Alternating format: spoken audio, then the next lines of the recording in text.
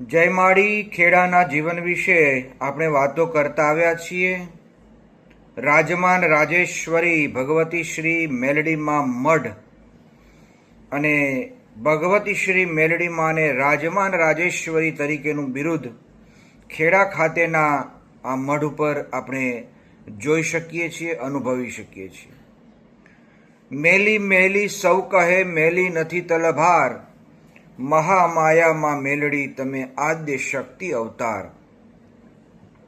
પરમ પૂજ્ય માળી હર હંમેશ કહેતા આવ્યા છે કે આપણે બધા દેવોને, ભગવાનને, માતાજીઓને એવી રીતના બનાવી દીધા છે આપણે કે મેલડીમાં એટલે મેલા દેવ, મેલડીમાં એટલે મેલું ખાય. પણ માણસ જ્યારે સમજશે ત્યારે ખબર પડશે કે દેવોને જે આપણે આપીશું, દેવોને જેવી રીતે આપણે ભજીશું તેવી રીતના દેવો આપણા ઉપર પ્રસન્ન થતા હોય છે. એટલે જ તો શ્રીમદ ભગવદ્ ગીતામાં ભગવાન હજારો વર્ષ પહેલાં કહી ચૂક્યા છે કે યે યથા મામ પ્રપદ્યન્તે તાંસ તથૈવ ભજામ્યહમ, યાદૃશી ભાવના યસ્ય સિદ્ધિર્ભવતિ તાદૃશી.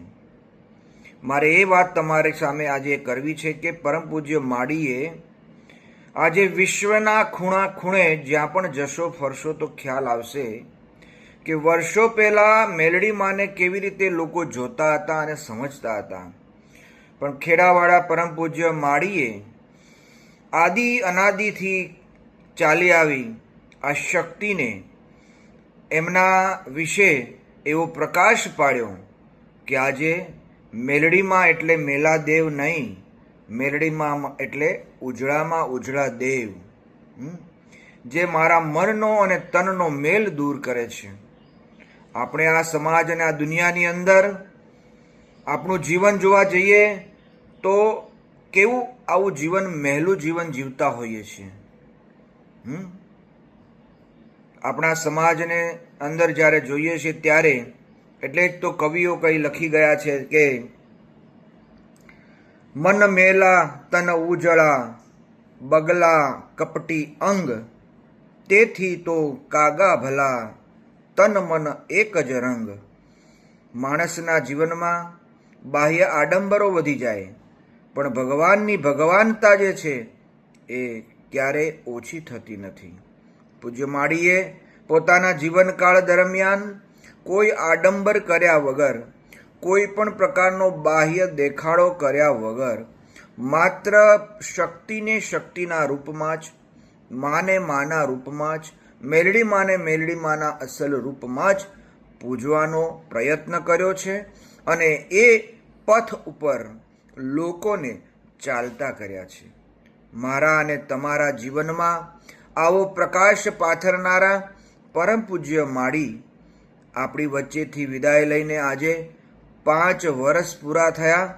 આજે 2 સપ્ટેમ્બર એટલે આજે 61મી માસિક પુણ્યતિથિ પણ એમની હોય. આજના આ દિવસે એ મહાપુરુષને, એ તપસ્વીને, એ ક્રાંતિકારી મહાપુરુષને, પરમ પૂજ્ય માળીને આજે આપણે નતમસ્તક પ્રણામ કરીએ છીએ, એમને યાદ કરીએ છીએ, એમના કાર્યોને યાદ કરીએ, એમના જે પણ અહીંયા આગળ કરવામાં આવેલા સેવાકીય પ્રવૃત્તિઓ જે છે તેમને પણ આપણે યાદ કરીએ. આવો સૌ સાથે મળીને પરમ પૂજ્ય માળીના આજના આ દિવસને સૌ પ્રણામ કરીએ અને કહીએ કે પૂજ્ય માળી, આપ જે પણ જ્યાં ચેતના સ્વરૂપ બિરાજમાન છો ત્યાં તમે અમારા નમસ્કાર સ્વીકાર કરજો. જય માળી, જય માળી, જય માળી.